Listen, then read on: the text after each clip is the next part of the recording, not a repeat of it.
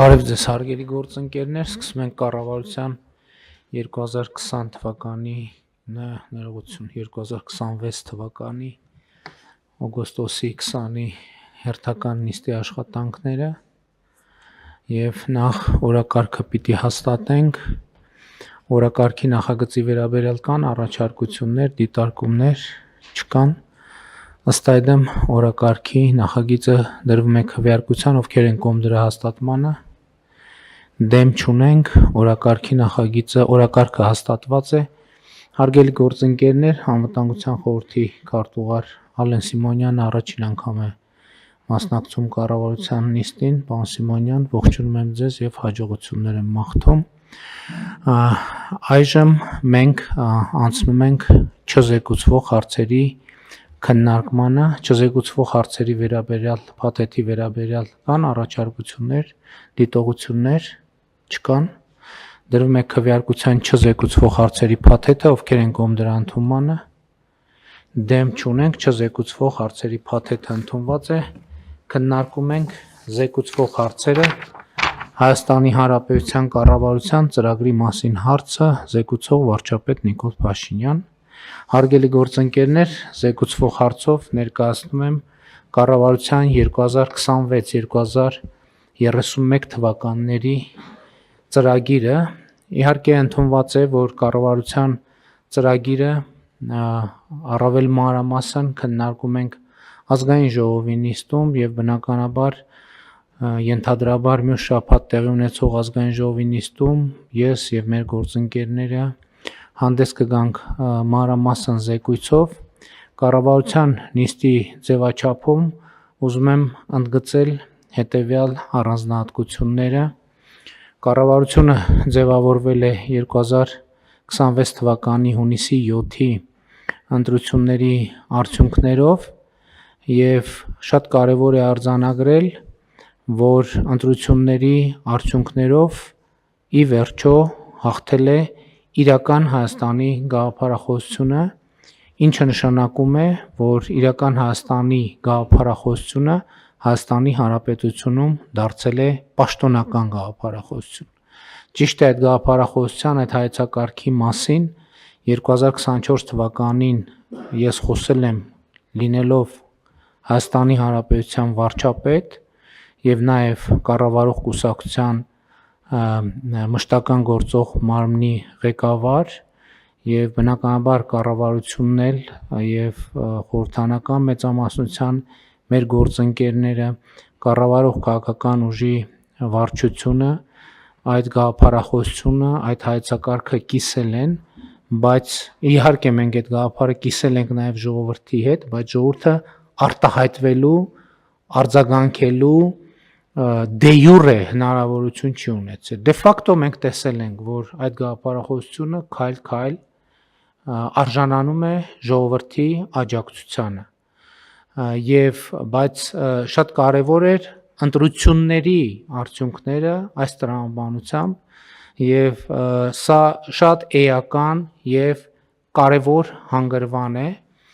որ մենք կարող ենք արձանագրել, որ իրական Հայաստանի գաղափարախոսությունը Հայաստանի Հանրապետությունում պաշտոնական գաղափարախոսություն է, որով առաջնորդվում է Հայաստանի Հանրապետությունը։ Սրանից բխում է հաջորդ արձանագրումը, որը ֆիքսված է նաև կառավարության ծրագրի նախագծում, որ Հայաստանի Հանրապետությունը այսպիսով թևակողում է իր պատմության այն փուլը, որը անվանում ենք 4-րդ հանրապետություն։ Մենք այս հասկացության մասին նույնպես խոսել ենք, այդ մասին մասնավորապես խոսվել է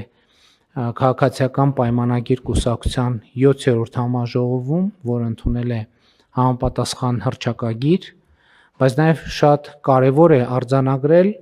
թե ինչով է տարբերվում 3-րդ հանրապետությունը 4-րդ հանրապետությունից։ Տարբերությունը առանցքային հետևյալն է, որ ըստ էության 3-րդ հանրապետությունը ստեղծվել է, հիմնադրվել է հենց առաջին օրից կոնֆլիկտի տրամաբանությամբ, հակամարտության տրամաբանությամբ, 4-րդ հանրապետությունը ձևավորվել է խաղաղության տրամաբանությամբ եւ այստեղ միայն հակամարտության եւ խաղաղության տրամաբանությունների մեջ չէ խնդիրը, այլ պետության ֆունկցիոնալ նշանակության։ Ինչի համար է պետությունը, ինչ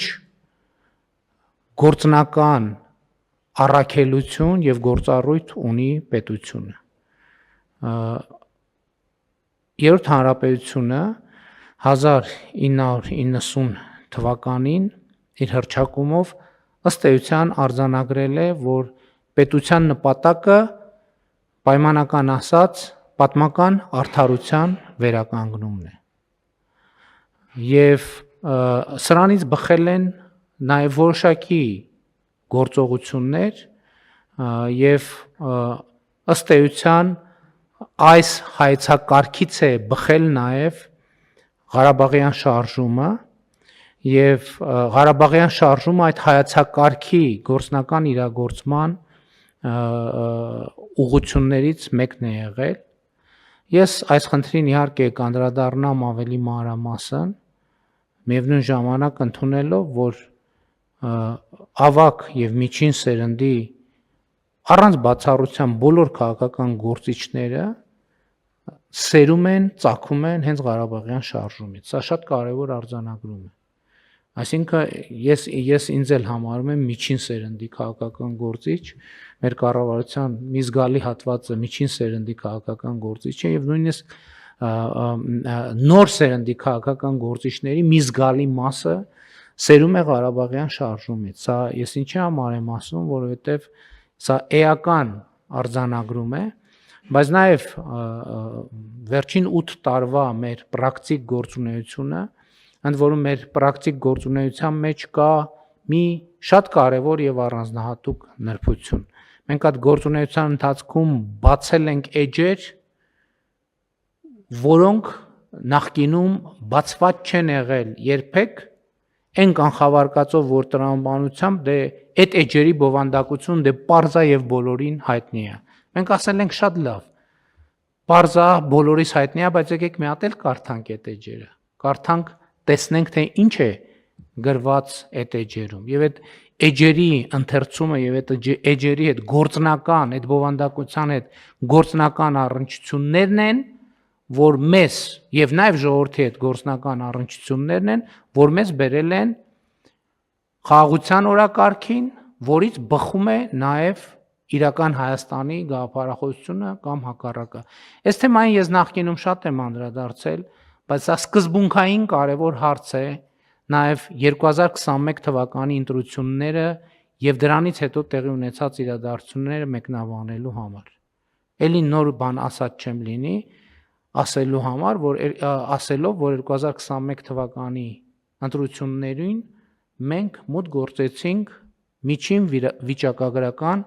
քաղաքացիական պայմանագիր, կոտորակ, դաշնակցական գաղափարախոսությամբ։ Մենք մեր նախընտրական ծրագրի մեջ գրել էինք Շուշիի դեօկուպացիայի մասին, Հադրութի դեօկուպացիայի մասին եւ այլն, այն ինչ երրորդ հանրապետության գաղափարաբանության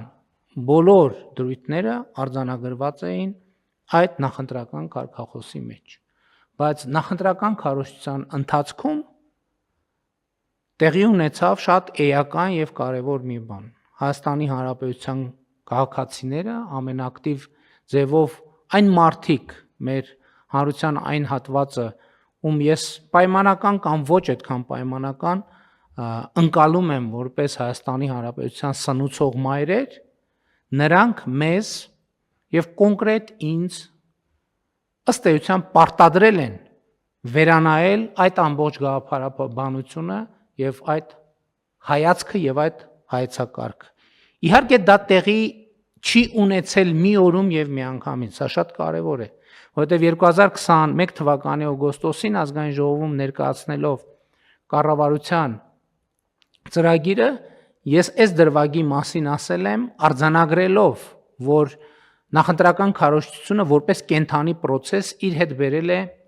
նոր բովանդակություն եւ արտահերտ ընտրությունների արդյունքներով ժողովրդի առաջ ստանձնած մեծագույն պարտավորությունը տարածաշրջանի եւ Հայաստանի Հանրապետության համար խաղաղ զարգացման օրակարգ խաղաղ զարգացման հնարավորություն բացելն է։ Միևնույն ժամանակ կառավարության նախորդ ծրագրում արձանագրված են եղել կետեր, այսինքն նախորդ ծրագիրը ինքը հիբրիդային ծրագիր է եղել։ Մի կողմից ինքը ունեցել է նոր բովանդակություն, որը եղել է խաղաղության օրակարգը, բայց մյուս կողմից հին բովանդակությունը նաև տեղ է գտել այդտեղ։